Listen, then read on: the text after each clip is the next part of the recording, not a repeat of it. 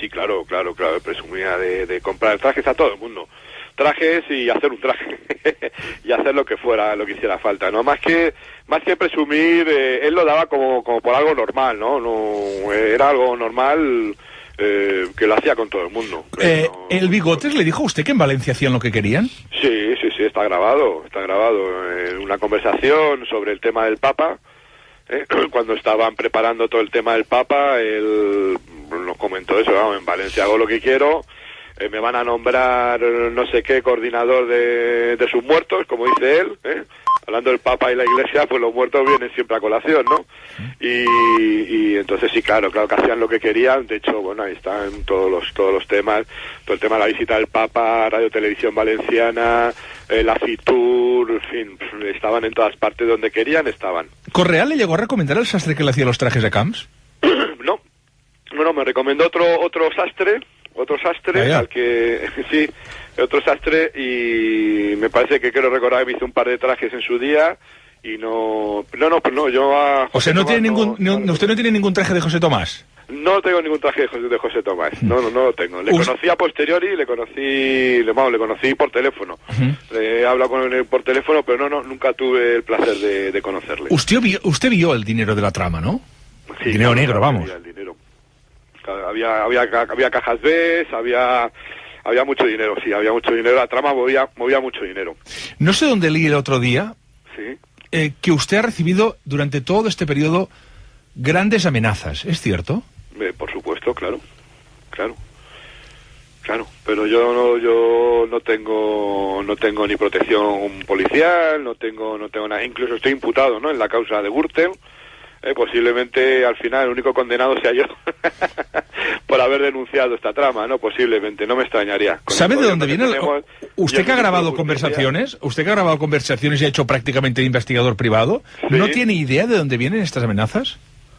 Pues la verdad es que no. La verdad es que he recibido amenazas telefónicas, amenazas veladas por parte de intermediarios.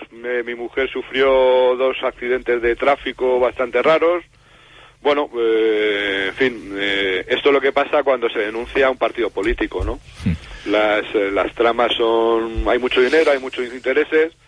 Al final, ¿qué pasa? Pues que los verdaderos responsables políticos de Gürtel están en el gobierno, como es Mariano Rajoy, Gallardón, Mato, Cospedal, y los que hemos denunciado, pues estamos en una situación, la verdad, trágica y de pánico continuo, pues, sobre todo por nuestros hijos, ¿no? ¿Usted pidió protección?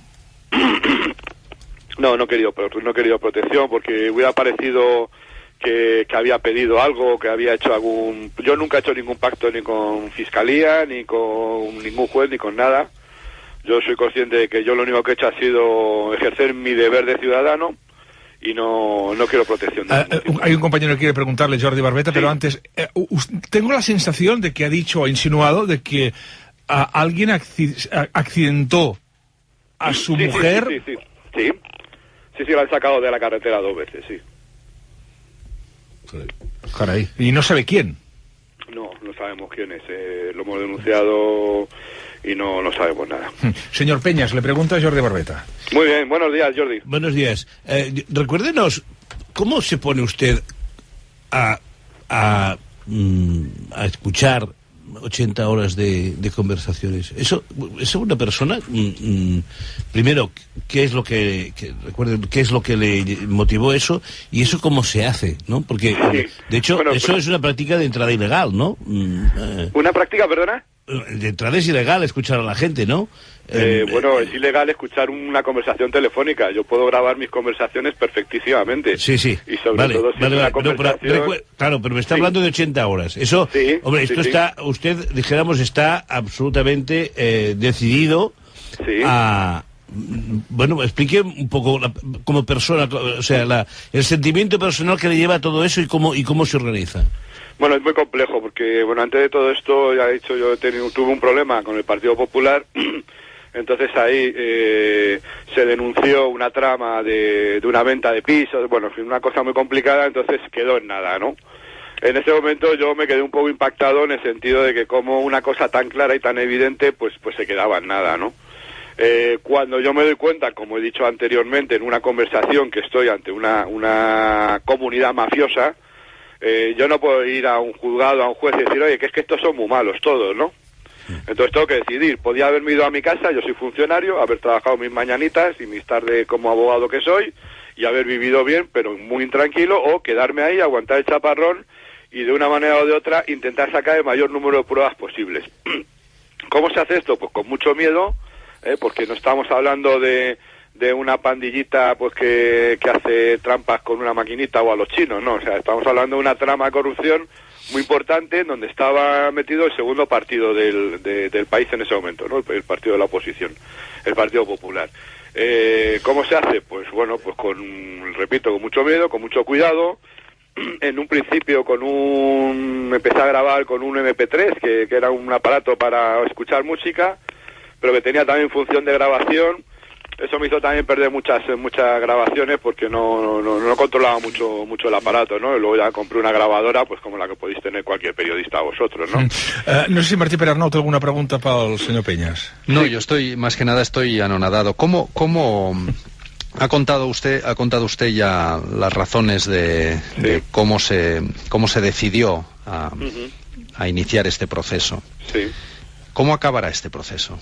¿Acabará, como podemos intuir, como usted ya lo ha apuntado, pero querría que profundizase en ello, acabará en nada? ¿Nos dará un nuevo mensaje de que en este país vale todo, de que se puede llegar muy arriba a partir de prácticas que usted ha definido como mafiosas?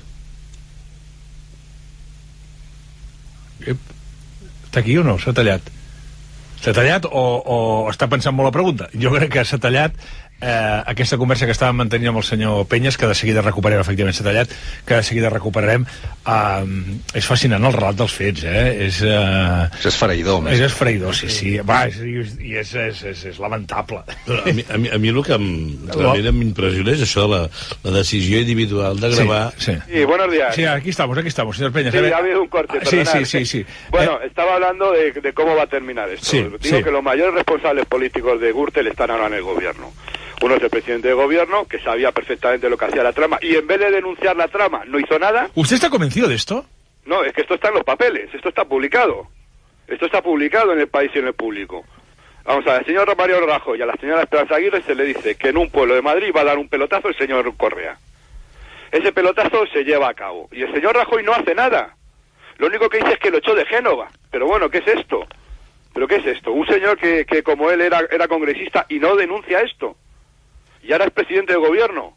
¿De dónde va a acabar Gürtel? Donde quiera el señor Mariano Rajoy y el señor ministro de Justicia que acabe Gürtel, pues posiblemente en lo que han siempre han mantenido, que son 4 mangantes, que no sé qué, no sé cuántos, que 3 o 4 vayan a la cárcel, señor Correa, señor Crespo, 4 más, 2 más, y posiblemente yo también acabe juzgado y sentenciado por haber denunciado esta trama.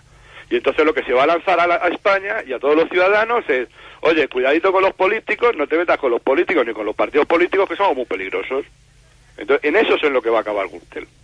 A día de hoy, salvo que la justicia haga un esfuerzo, ¿no? Nuestros jueces hagan un esfuerzo, que no lo veo yo muy por la labor, y bueno, intenten sacar un tema muy triste, de muchos miles de millones de euros, adelante, y realmente llevar a la cárcel y señalar a todos aquellos que son culpables, que son muchos. Señor Peñas, gracias por habernos acompañado en este programa y suerte. Hasta pronto. Muchísimas gracias a todos vosotros, igualmente. Mucha suerte para todos. Son 2:15